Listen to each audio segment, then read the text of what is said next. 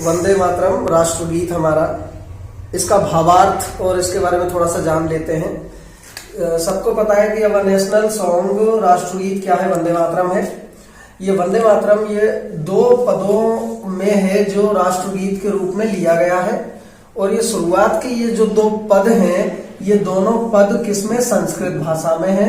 और बाकी के आगे के जो पद हैं, नेक्स्ट नेक्स्ट नेक्स्ट जो बकाया पद हैं, तीसरा चौथा पांचवा, वो पद उपन्यास आनंद मठ की जो मूल भाषा है बांग्ला भाषा में है। ठीक है, शुरुआत के इन 2 पदों में जो राष्ट्रगीत के रूप में लिए गए हैं, ये दोनों पद डेडिकेटेड हैं, समर्पित हैं हमारी मातृभूमि हिंदुस्तान भारत माता के प्रति।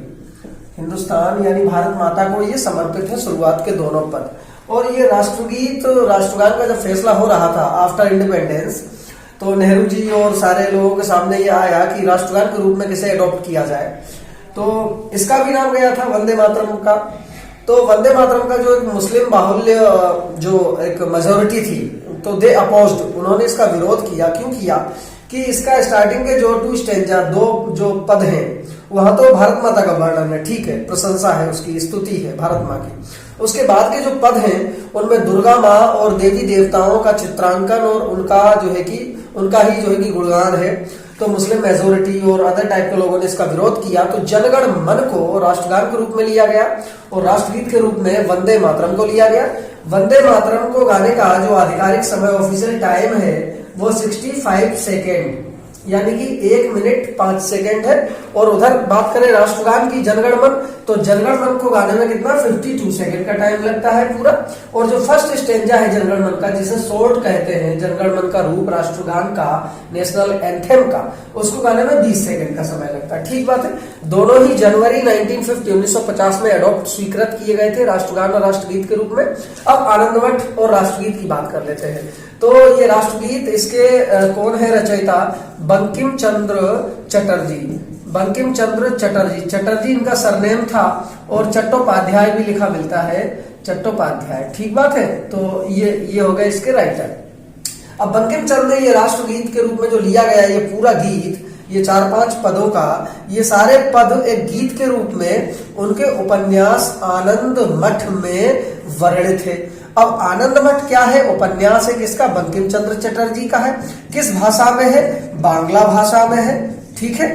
और ये आनंद मठ उपन्यास की पृष्ठभूमि क्या है, 1870 के टाइम पर जो बंगाल में अकाल पड़ा और 70-80 के दशक में, स्पेशली 73 में जो सन्यासी विद्रोह हुआ था, सन्यासियों का विद्रोह, मतलब हिंदुस्तान के ऐसे सन्यासी लोग जिन्होंने ब्रिटिश एम्पायर के खिलाफ आवाज उठाई थी अपना घर बार त्याग करके, तो ये सन्यासियों का विद्रोह था। ये सन्यासी अप्रशिक्षित थे before the army of English, British, लेकिन फिर भी इन्होंने ये बैटल ये जीता, ये रिबेल इन्होंने जीती। तो इसका वर्णन है इस 1870 के बंगाल के अकाल के, जो नॉर्थ बंगाल में, उत्तर बंगाल में अकाल पड़ा था, उसका वर्णन है। और इसके जो कैरेक्टर हैं आनंद मठ उपन्यास के, वो कैरेक्टर कौन कौन है, एक तो महेंद्र है जो जमींदार था उस गांव का नाम था पदचिन्ह, गांव का नाम था पदचिन्ह का जमींदार, मतलब बड़ी हैसियत वाला आदमी था महेंद्र।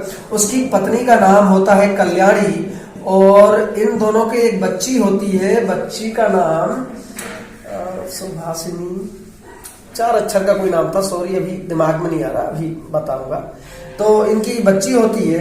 अब क्या होता है, 70 के दशक में जब ये अकाल पड़ता है तो लोग इधर तितर बितर होने लगते हैं। लगान के बावजूद अंग्रेजों का लगान, वो ये अकाल के बावजूद अंग्रेजों का जो टैक्स लगान के रूप में था वो तो चल ही रहा था, लोग परेशान थे बहुत ज्यादा। तो ये दोनों सोचते हैं सेटल होने की कहीं और, सिटी के बाहर। कुछ समय बाद इस इवेंट्स की प्रोसेस में दोनों सेपरेट हो जाते हैं, अलग हो जाते हैं। और एक बार क्या होता है, महेंद्र और कल्याणी सेपरेट हो गए, अलग हो गए। अब कल्याणी अपनी बच्ची को लेके भाग रही होती है डकैतों, रोबर्स के डर से, और भागते भागते जंगल में एक नदी के किनारे बेहोश होकर गिर जाती है, जहां जीवन नाम का एक सन्यासी, जिसका आगे चल के जीवानंद नाम भी मिलता है पढ़ने को।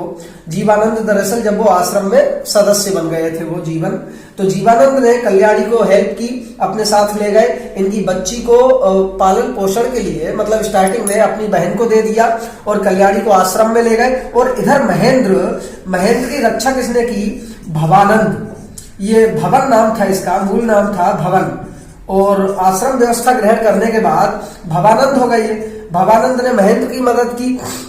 महेंद्र ने आगे चल के भवानंद के बारे में पूछा भी, इंट्रोडक्शन क्या, कैसे, भाई कौन हो। तो भवानंद ने कहा कि चिंता नहीं करो, सब कुछ बताऊंगा और तुम्हारी पत्नी कल्याणी और तुम्हारी पुत्री से भी मिलवाऊंगा। फिर थोड़ी सी बातचीत होती है। फिर भवानंद, अब इंपॉर्टेंट बात है, सबसे पहले ये इस उपन्यास में इस गीत को किसने गाया है, किस कैरेक्टर के द्वारा गाया गया है? तो भवानंद नामक कैरेक्टर के द्वारा गाया गया वहां पर वंदे मातरम, इसका मुखड़ा गाया गया गीत का इस कैरेक्टर के द्वारा। अब ये भवानंद और जीवानंद, इनके जो गुरु थे, उन गुरु का नाम था सत्यानंद। सत्यानंद, सत्य धन आनंद। तो ये आनंद से ही ये इसका, इस मठ का नाम पड़ा आनंद मठ। मठ क्या होता है? जो हिंदू धर्म के साधु संत होते हैं उनका रेजिडेंस टाइप का होता है। और आनंद, ये सत्यानंद थे, तो आनंद मठ क्या है, एक आश्रम टाइप का हुआ करता था, जिस नाम पर इन्होंने रचना की इस उपन्यास की, बंकिम चंद्र चट्टोपाध्याय ने। इसकी पृष्ठभूमि थी सन्यासी विद्रोह और बंगाल का अकाल। अब इस सुंदर गीत का रूपांतरण जरा देख लेते हैं, भावार्थ देख लेते हैं कि वंदे मातरम, वंदे मातरम संस्कृत के पद हैं ये दोनों। वंदे मातरम मतलब हम अपनी मातृभूमि को वंदन करते हैं, अभिनंदन करते हैं, प्रणाम करते हैं, प्रणाम करते हैं। सुजलाम, ये जो सु शब्द बार बार आ रहा है, ये सु का अर्थ जो पुराने स्टूडेंट हैं उनको तो पता होगा, कई बार बताया है हिंदी की क्लास में मैंने। सु क्या होता है? एक उपसर्ग होता है हिंदी व्याकरण में, जिसको इंग्लिश में प्रीफिक्स कहते हैं। सु का मतलब होता है जैसे सु या सा, ये सा का मतलब होता है WITH, विद मतलब सहित, जैसे सपरिवार, परिवार सहित। और सु का मतलब होता है वेल कह लो या गुड कह लो। गुड तो एडजेक्टिव हो गया, ये एडवर्ब हो गया, मतलब अच्छा। तो नमन करते हैं हम अपनी भारत माता का। सुजलाम, ये जो हमारी मातृभूमि है, सुजल, अच्छे जल से, सुंदर जल से, मतलब ताजा जल, फ्रेश वाटर। सुफलाम, अच्छे फलों से। और मलयज, मलय मतलब होता है चंदन, मलयज शीतलाम मतलब चंदन की शीतलता से परिपूर्ण है। अच्छे जल से, अच्छे फलों से और चंदन जैसी शीतलता से परिपूर्ण है हमारी हिंदुस्तान, हमारी भारत माता। सस्य श्यामला मातरम, और यहाँ पर जो वनस्पतियां हैं, वनस्पति है, जो कृषि है, उससे परिपूर्ण है हमारी माँ। हम ऐसी माँ का वंदन करते हैं, प्रणाम करते हैं। शुभ्र ज्योत्सना पुलकित यामिनी, यामिनी का मतलब होता है रात्रि, पुलकित मतलब हर्षित होना, प्रसन्न होना, और ज्योत्सना मतलब ज्योति, मतलब चांदनी। शुभ्र मतलब शुभ, चमकदार, मतलब हमारे मातृभूमि, हमारे हिंदुस्तान की, देश की जो रातें होती हैं वो चांदनी से परिपूर्ण है। और फुल कुसुमित द्रुमदल शोभिनी, और हमारी मातृभूमि फूलों से, पुष्पों से और कुसुम से, लताओं से, लताओं के झुंड से शोभित होती है। सुहासिनी, सुमधुर भाषिणी, ऐसा लगता है इन सारी चीजों को पाकर के हमारी मातृभूमि हमसे सुमधुर भाषण करना चाहती है, हमसे एक मीठा संवाद करना चाहती है। बंकिम चंद्र आगे लिखते हैं कि सुखदाम वरदाम मातरम, ऐसी मातृभूमि हमें सुख का वरदान प्रदान करने वाली है। ऐसी मातृभूमि को हम नमन करते हैं, वंदन करते हैं।